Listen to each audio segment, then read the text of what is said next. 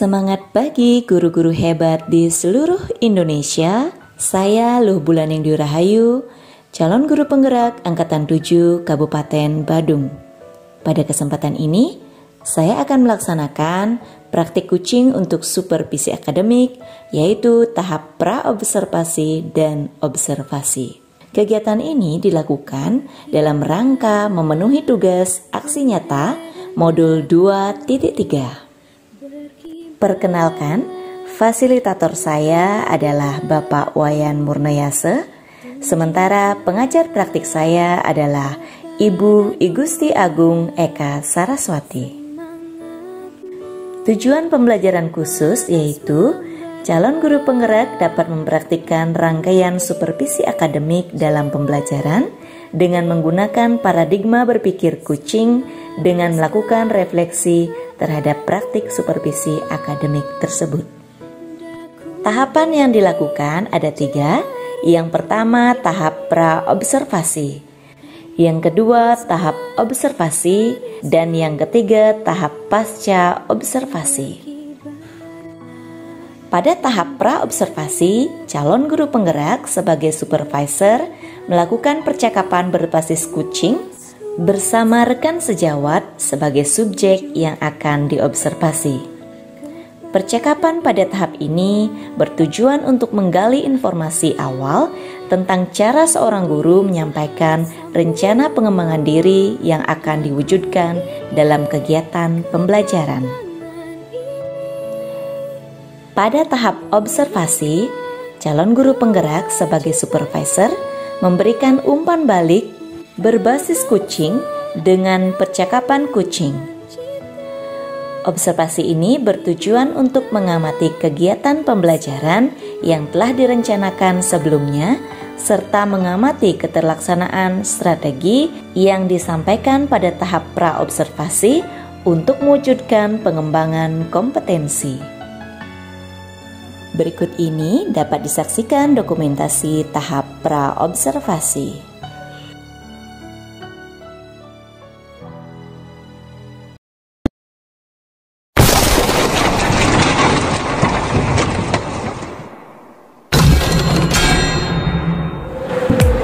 Om Swastiastu.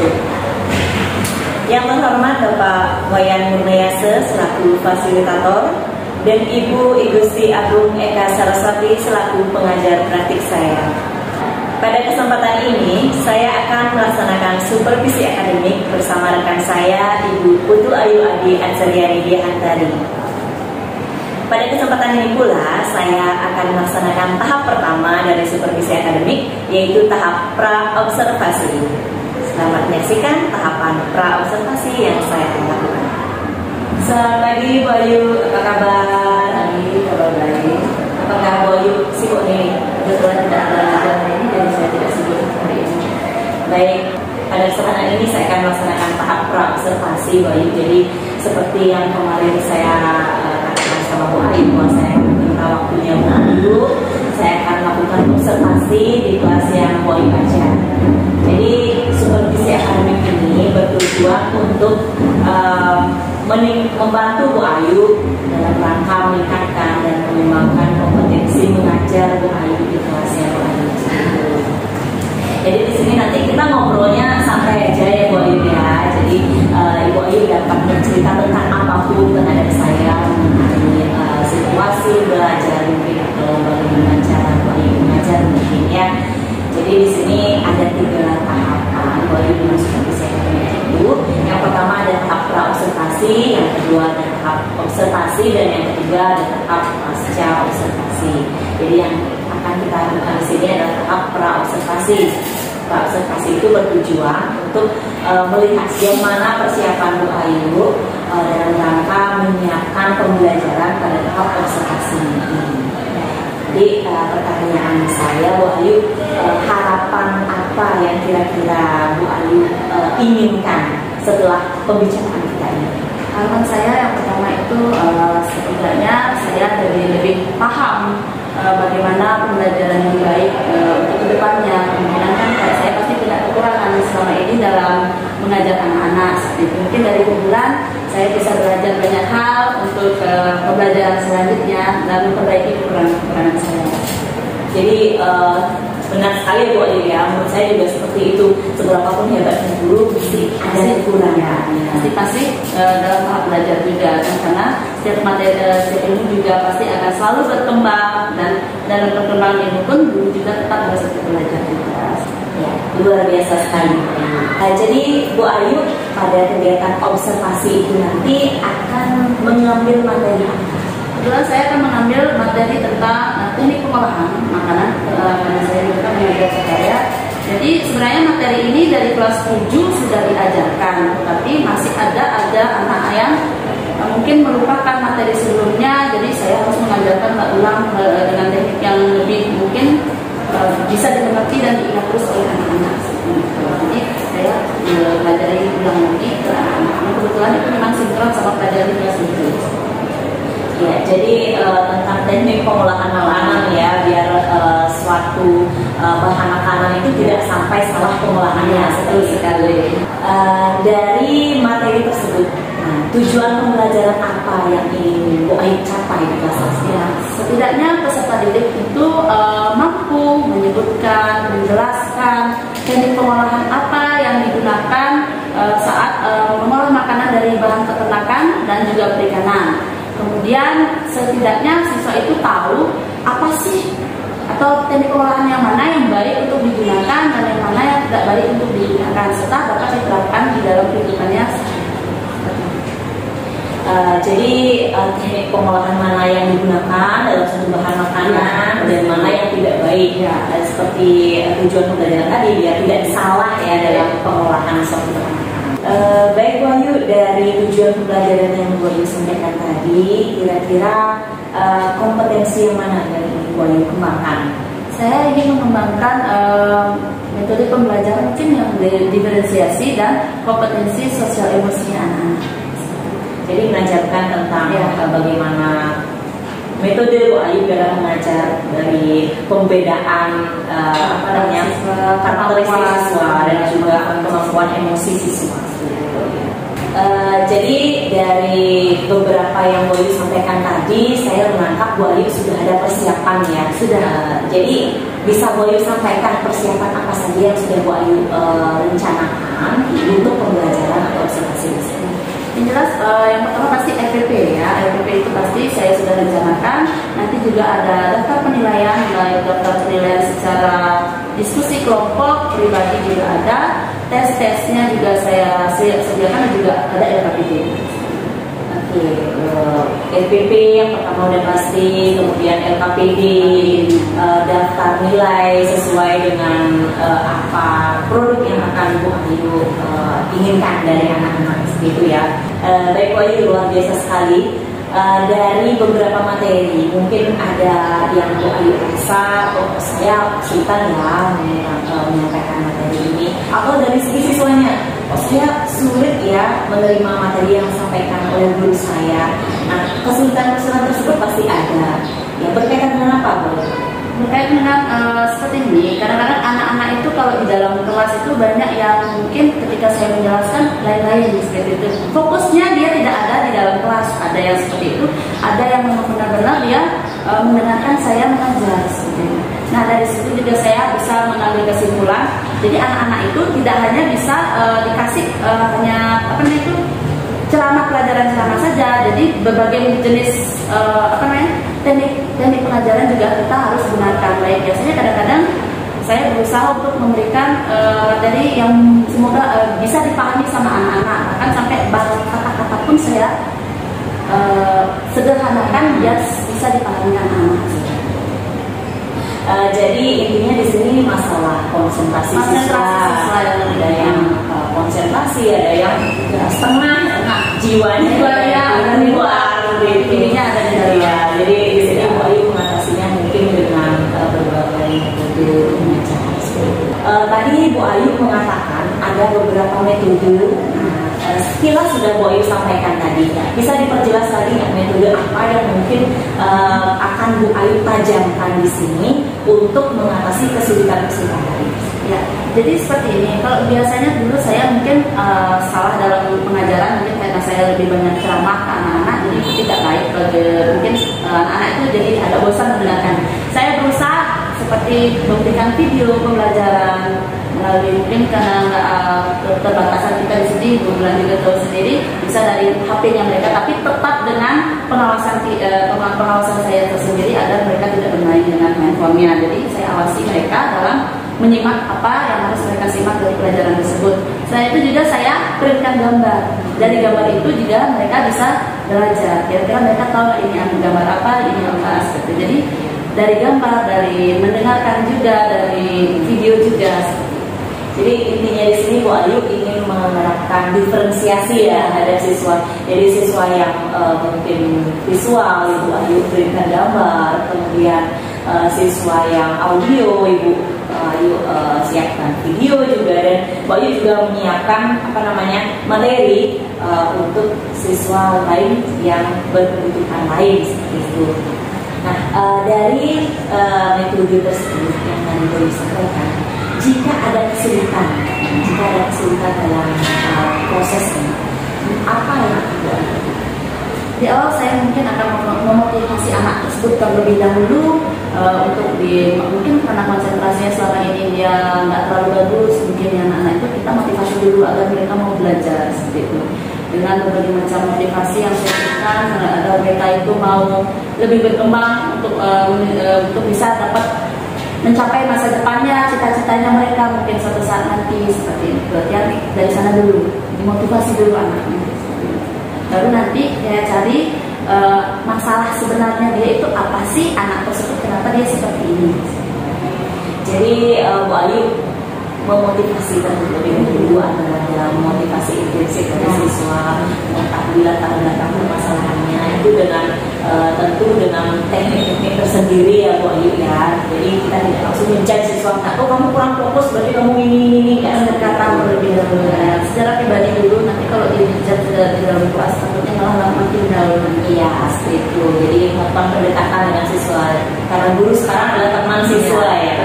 Jadi tadi Bu Ayu sudah sebetulnya mungkin menceritakan bagaimana pandangan Bu Ayu terhadap belajar dan bagaimana pandangan dan persiapan Bu Ayu terhadap observasi kita nanti gitu.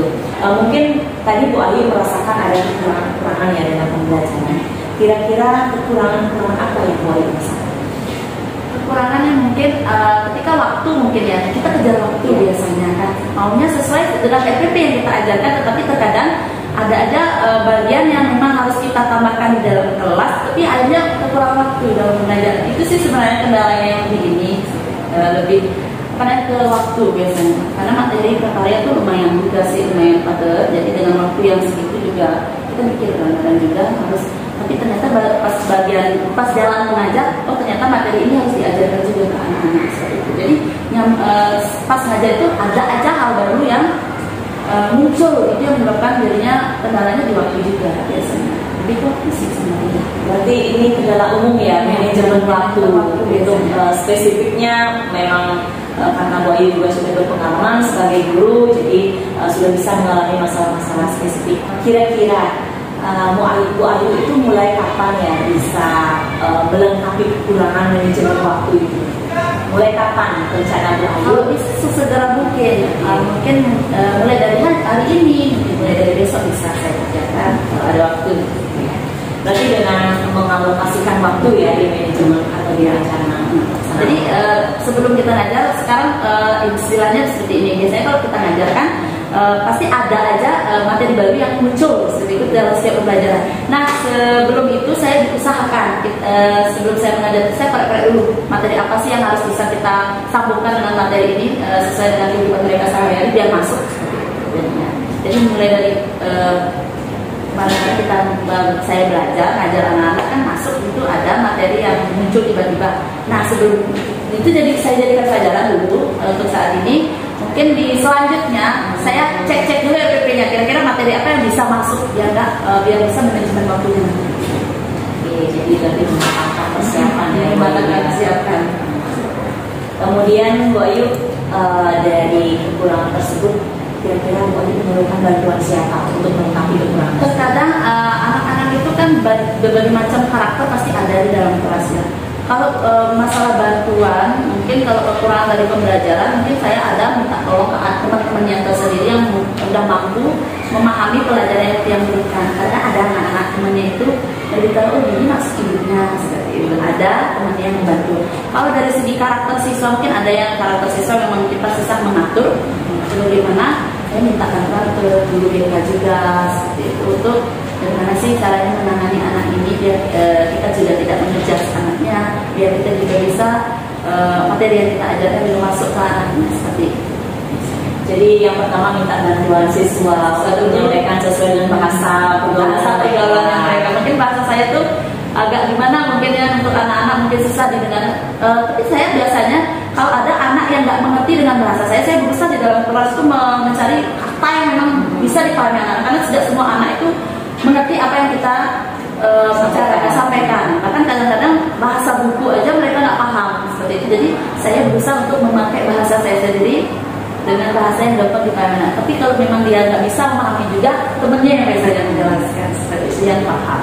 Yang kedua minta bantuan guru BK, ya, kelola emosinya, kompetensi sosial emosionalnya mereka. Tadi Bu Ayu sudah menceritakan panjang lebar tentang bagaimana persiapan pembelajaran Bu Ayu, tentang kompetensi yang Bu Ayu kembangkan juga dalam pembelajaran ini.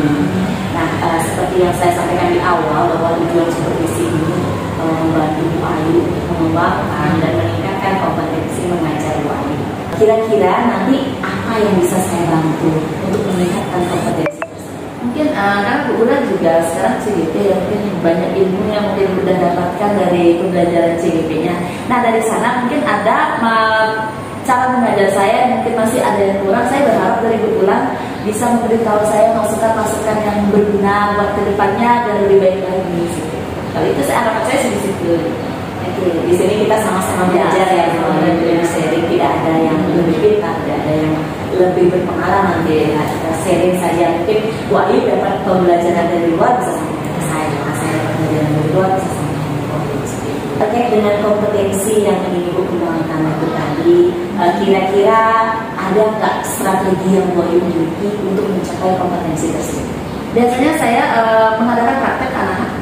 Praktek secara langsung bagaimana cara menggunakan pengolahan makanan biasanya ya. Ada dari materi-materi yang pengolahan yang saya jelaskan ke anak-anak, mungkin ada beberapa diterapkan pada praktek. Biasanya kita menggunakan praktek massal kan, praktek memasak massal di sekolah seperti itu. Jadi ada aja anak yang menggunakan teknik pengolahan yang sudah pernah diajarkan.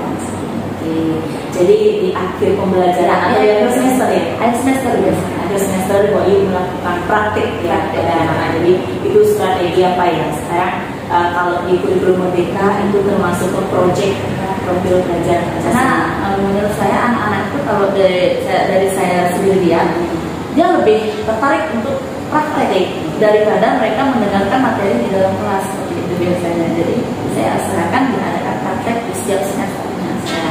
Jadi itu juga mengakomodasi kebutuhan anak-anak yang kinestetik itu luar biasa sekali Bu Ayu. Jadi tadi saya sudah menggunakan banyak hal di rencana Bu Ayu, semoga nanti lancar dalam melaksanakan observasinya. Jadi tadi setelah kita ngobrol panjang lebar Bu Ayu, apa yang Bu Ayu rasakan sekarang? Saya rasakan gimana ya? Mungkin saya bisa menjelaskan kendala-kendala saya di dalam kelas kalau ngajar itu kepada Bu Ula, mungkin saya lebih gimana ya, santai gitu kan, lebih tenang, lebih kayak ada gimana namanya itu, ada masukan juga dari Bu Ula, jadi saya lebih tahu banyak hal sebenarnya. Baik, jadi kegiatan supervisi yang dulunya yang kita anggap senang dan membutuhkan banyak support mental untuk melakukan itu, ternyata tidak sesenang itu ya.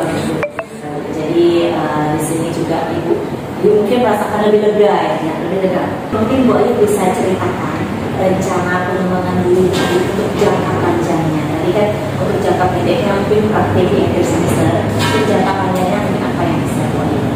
Oke, untuk tujuan jangka panjangnya mungkin ya, karena anak-anak menerapkan praktek di sekolah. Jadi untuk jangka panjangnya ini bisa mereka terapkan dalam kehidupan sehari-hari. Setidaknya nanti mereka juga bisa gunakan sebagai ajang untuk mencari pekerjaan, untuk menambah penghasilan, untuk membuat bisnisnya tersendiri untuk anak-anak dari praktek memasaknya ini juga bisa. Jadi nggak harus mereka itu lulus kuliah harus jadi kerja kantoran dan segala macamnya, tapi break dari praktek yang dia dapatkan di sekolah dia bisa terapkan dalam kehidupannya dia sehari-hari, bahkan bisa untuk digunakan menjadi untuk bisa penghasilan. Jadi prakarya ini tidak hanya selesai semester ini selesai. Jadi ada tujuannya untuk nanti, apalagi daerah ini adalah daerah pariwisata, jadi sangat memerlukan sekali ya skill seperti itu. Baik Bu Ayu, terima kasih sudah sharing, sudah berbagi pada kesempatan ini. Semoga observasi besok berjalan lancar sesuai dengan apa yang Bu Ayu rencanakan, dan juga kekurangan-kekurangan yang tadi Bu Ayu rasakan bisa Bu Ayu lengkapi yang sampai besok ini ya. Baik, terima kasih Bu Ayu. Baik, Bapak Fasilitator dan Ibu Pengajar Praktik, demikian kegiatan supervisi akademik yang saya laksanakan bersama rekan saya Ibu Ayu Adi Arseriani Diakantari. Apabila ada kesalahan kata, saya mohon maaf dan saya akhiri dengan Parama Santi. Om Santi Santi Santi Om.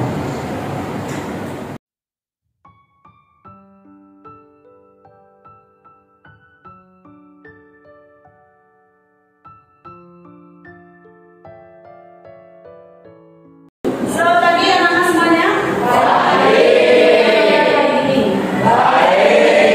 yang tidak sekolah ini?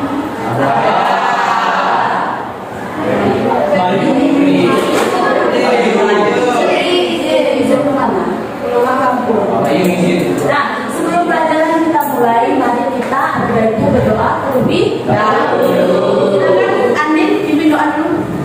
Sebelum kita belajar, mari kita berdoa. Berdoa, saya masing-masing berdoa mulai. Baik, tadi kalian sudah berdoa. Sekarang coba dilihat di sekeliling kalian masih ada sampah tidak? Coba ada.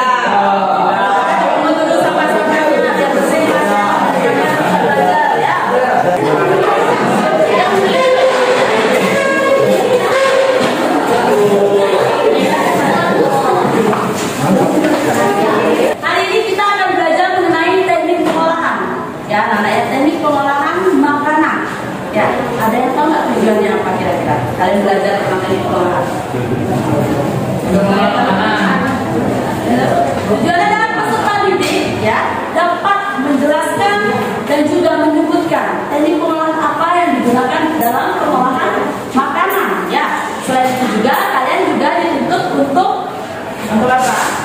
Bisa merealisasikan, artinya bisa melakukan menggunakan teknik-teknik tersebut untuk kegiatan kalian sehari-hari di rumah, masak apapun itu jenis pemasakan kalian ya. Jadi biar kalian bisa gunakan dalam kehidupan sehari-hari kalian, gitu lah ya.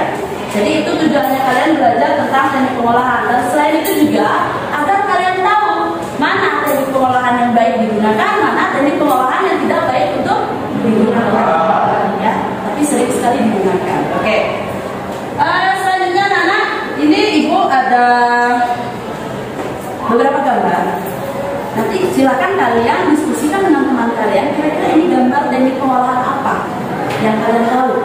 Nah, alasan kalian menyebutkan ini teknik pengolahan tersebut itu apa? Ya. Oke, silakan diskusikan dengan temannya.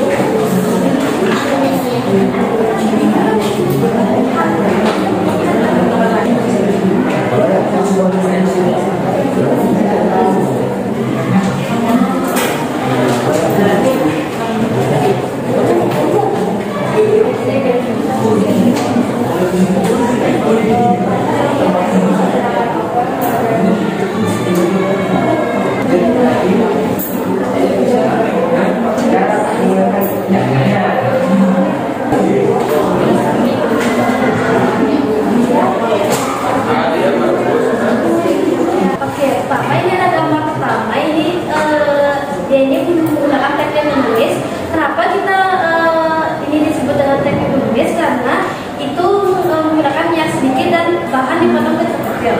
Selanjutnya di gambar kedua, di sini ada teknik mengukus atau mensteam. Ini kenapa disebut mensteam? Karena dimatangkan oleh uap air. Oke, yang pertama itu benar, itu adalah teknik sauteing atau menumis ya. Dikatakan kenapa itu menumis karena dalam pengolahannya mereka digunakan minyak sedikit dan bahannya dipotong kecil-kecil. Yang kedua itu adalah teknik mengukus. Kenapa disebut teknik mengukus? Karena pemasakan makanannya atau pengolahan makanannya menggunakan uap air. Silakan beri tepuk tangan dulu buat temannya.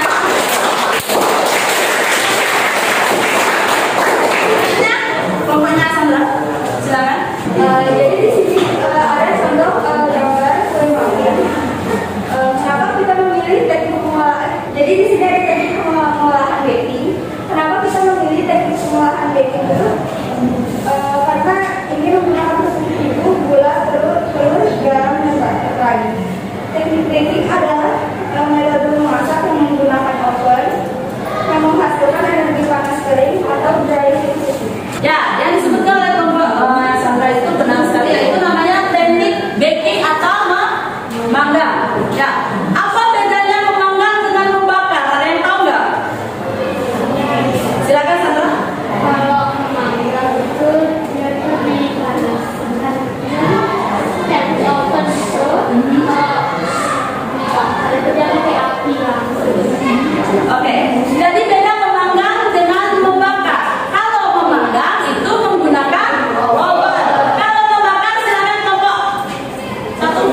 Oke, ini namanya teknik membakar. Jadi makanan langsung bersentuhan dengan api secara langsung dan dibatasi dengan yang namanya lempengan besi. Selanjutnya, kelompok belakang. Pada pemahaman ini disebut teknik boiling. Ya. Nah, alasannya itu karena mengolah makanan dengan cairan yang sudah mendidih. Ya, ada yang mau menyangka punya jawaban lain? Nggak ada? Ya, itu benar sekali teknik boiling atau merebus. Jadi airnya dipanasi dulu, karena ya, baru dimasukkan bahan makanan. Jadi suhu yang digunakan adalah 100 derajat Celcius. Sampai sini ada yang bertanya? Sudah paham? Sudah. Nah, selanjutnya, Ibu ada pakai ini, tolong dikerjakan ya, coba ya.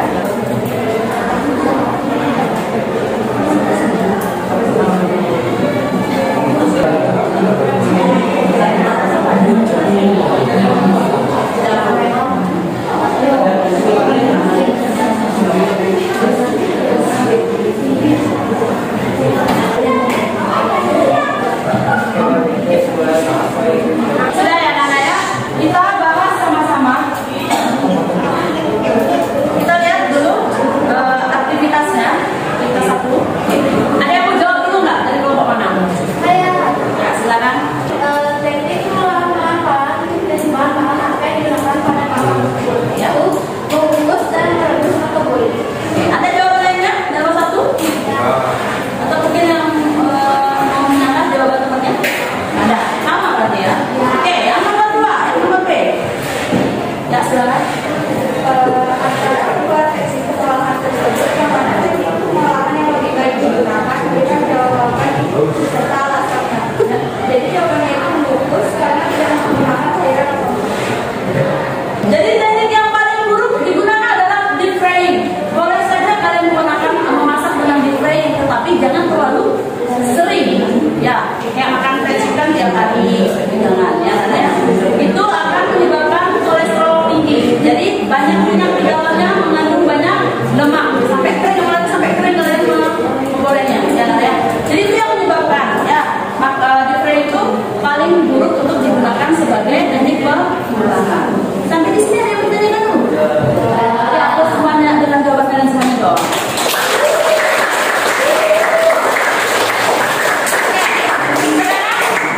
Ibu ingin tahu, kita ke bagian akhir sekarang ya, kita akan akhiri ya. Tapi sebelum itu, ada yang mau menyimpulkan nggak pelajaran ini? ya dalam pengolahan bahan biasa dan panas ini.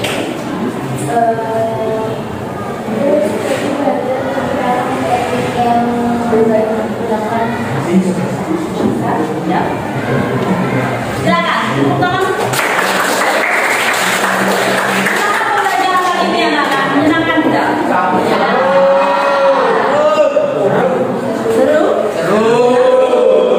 Ada yang mungkin mau dikoreksi dari ibu dalam mengajar? Nggak ada?